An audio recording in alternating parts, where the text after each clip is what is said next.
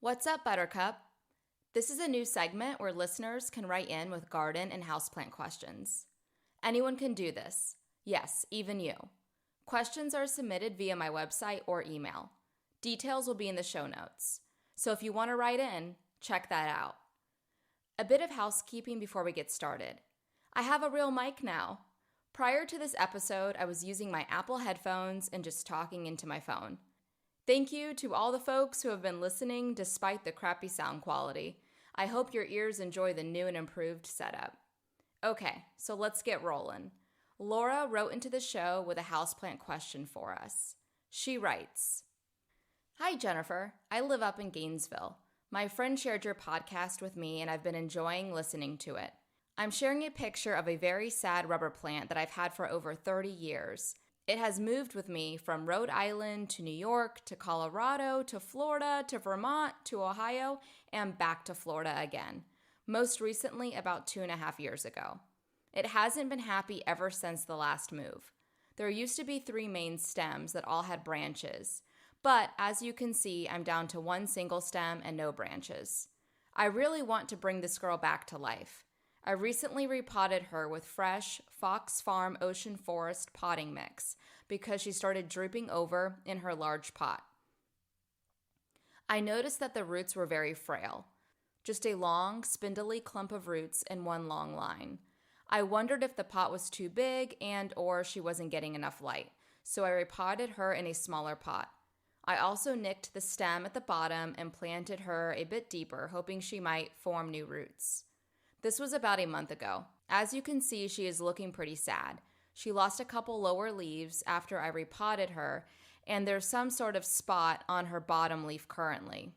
At first, she seemed all right, but now she's become very wilted looking. I've put her in a brighter window and also have my husband's happy light shining on her from the side for 12 hours a day, but it's not really helping. My initial plan was to get her looking healthy again and then propagate her by cutting her top off, hoping to get a new plant from the terminal stem and encouraging the lower stem to branch out. You can see there's actually a little bud down there. But if I can't get her healthy, I don't want to risk cutting her. Do you have any advice? This plant is older than my children and I'd love to keep her going. Thank you for writing in, Laura. I certainly understand, especially when you've had her for such a long time. 30 years is incredible. I'd definitely be attached as well. So here are my thoughts. You've made a few moves. Is your current home better insulated than your previous house? The slightest change in air moisture can impact our houseplants. For example, my mom can grow a larger variety of plants inside than I can because her house, for better or worse, is not insulated as well as mine. There is more moisture in the air at her home, which the plants really like. The air inside my townhome is drier. A lot of these tropical, humidity-loving plants don't like dry air. Houseplants are also sensitive to cooler temperatures and drafty areas. One of my clients is a restaurant with an open kitchen. The plants love the warmth of this environment. I can grow almost anything here. Even arecas and majesty palms are happy. On the other hand, I have a climate-controlled office building which stays pretty chilly. We only have a handful of solid options when it comes to plants for this space. Pothos won't even survive here. Yes, you heard me right. Pothos is not a viable candidate for every space. You mentioned that you've been using your husband's Happy Light for the rubber plant. Please let me know if I am mistaken, but I believe Happy Light is a light therapy lamp for humans.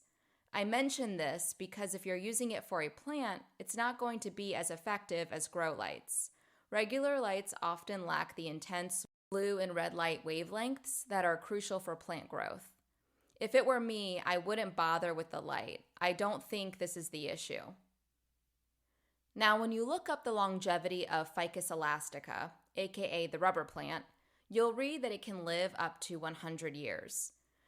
You might think, wow, so I'm doing something wrong. As Dwight from The Office would say, false. This is based on optimal outdoor conditions. Rubber plants originate in Southeast Asia, so the ideal conditions are tropical, hot, and humid. And while light is important, many folks discount humidity. In my experience, humidifiers, pebble trays, and even grouping houseplants together doesn't do much to help with this. The rubber plant likes 70 to 80% humidity. You're not getting anywhere near that inside your home unless you literally live in a greenhouse. Ficus elastica has an interesting growth journey. Its juvenile stage lasts 4 to 6 years. It grows very quickly during this time, focusing its efforts on vegetative development and establishing a large, healthy root system. The next stage starts when the rubber plant is about 6 to 8 years old. This is when it focuses on latex production. Like many members of the ficus genus, the rubber tree, Ficus elastica, produces a white, milky sap. This stage may be referred to as the mature production stage, and it lasts anywhere from 25 to 30 years. It's at its peak latex production during this time. As the tree ages, it goes into the senescence stage. Latex production slows down and the tree gets weaker. This happens when the tree is about 30 years old. So I hate to say it, but I think it just might be getting older. Much of the information out there, especially when you see trees living for 50 to 100 years, this is in a natural environment, not inside our homes. I once heard an interior plant stylist say, the key to designing a great indoor green space is to pick plants that die very slowly. And I think it's absolutely true. 30 years is incredible for a rubber plant, especially with all of the moves. These were big moves too, so for the rubber tree to acclimate to Rhode Island, New York, Colorado, Florida, Vermont, Ohio, and back to Florida, because even though it's been living inside, each move is still a completely different environment for the plant. So now that I've given you all of this information, I'll share what I would do if it was my house plant. This is just me personally. For any listeners that attempt this at home, don't come after me if it doesn't work for you. So you mentioned the roots do not appear to be healthy, describing them as just a long, spindly clump of roots in one long line. Okay, so when the weather is warm, and because you are in North Florida, you might want to wait until March to do this. But what I would do is take it outside, remove it from the pot, and lightly trim some of the roots. We don't want to take a lot off, especially since it sounds like there isn't a lot left anyway. But just trim the end pieces a bit. Then you're going to pot it back up. It sounds like you recently repotted it, so I don't think you need to change the soil. You can just place it back in the same medium and container. This light trim can help rejuvenate the plant and stimulate new root growth. Give it a bit of water, and then I would leave it outside spring through fall. Based on the photos you shared, it looks like you have a covered porch. That's a perfect place for it. Believe it or not, rubber plants can actually take a bit more sun than most folks think, so you could even start to slowly acclimate her to a sunnier part of the porch or even out into the yard. I wouldn't bring her back inside the house until I absolutely had to, when temperatures start dropping below 50 at night. I'm guessing that's around November up in Gainesville. Now, you also mentioned that you'd like to propagate your rubber plant by cutting her top off, with the goal being to get a new plant. I'd give her a couple months outside, and once she seems adjusted, go ahead and do this if you'd like.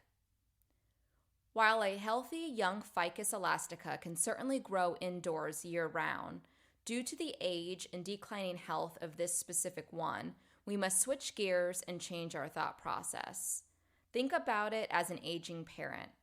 You want them to be as comfortable as possible and hopefully extend their lifespan by giving their mind and bodies what they need to stay healthy. Because many interior plants are tropical, one of the best things you can do is give them some time outside here in Florida. This isn't a fail-safe, but it's certainly the best option in my opinion. I do this all the time with plants at work. Once a plant starts to decline, I bring it to my home nursery and leave it outside so that it can recover from the harsh, dry, indoor environment. Once it's happy and healthy again, it's ready to go back. I'm in South Florida, so I'm able to leave tropicals outside all year. However, because you're in Gainesville and this is a frost-sensitive plant, you might need to wait. Use your best judgment when deciding, but it might be best to hold off on moving your ficus outside until March. While waiting for spring to arrive, I would try to make my rubber plant as comfortable as possible indoors. I'd place her in the warmest part of my home, and I would limit water. Because she is not growing quickly, she does not need a lot of water and nutrients. When you do water, try using distilled. It doesn't have all of the harsh minerals and salts that are in hard water. While tap water was probably just fine in the past, she is more fragile now, so anything we can do to ease the strain on her little plant body should be considered. I'm not a big fan of humidifiers for plants. They work best in a small contained area. Otherwise, you're not making much of a difference to the surrounding air. If it were me, I would not order one. I might consider a simple grow light, but only after assessing my home. If the warmest area of your house has natural light, you don't need it. If it's dark, then consider purchasing one. I'd say you got quite a lot of life out of this plant, and, well, it might just be time to bring in hospice care. Make her comfortable, let her know she's loved, and hopefully you'll get a few more years out of this little lady. I really think putting her outside in the hot, sticky months and just leaving her there till November will do wonders. She may not fully return to her former glory, but you will certainly give her the best shot at recovery by doing this. Thank you so much for taking the time to write in, Laura. I really hope this helps. Before we wrap up, I want to remind everyone that I do have a garden shop now. Essentially, I created a page on my website with real pictures of my stuff and included links to purchase the same or similar items via Amazon. I'm an Amazon affiliate now, so when you purchase using my link, I receive a small commission. It helps support the show, and there's no additional cost to you. So if you want to check that out, you can head over to my website, rootsredefined.com. That's roots, R-O-O-T-S, redefined, REDEFINED.com, and select the tab that says Amazon Garden Collection. All right, thanks so much, you guys. We'll see you again soon.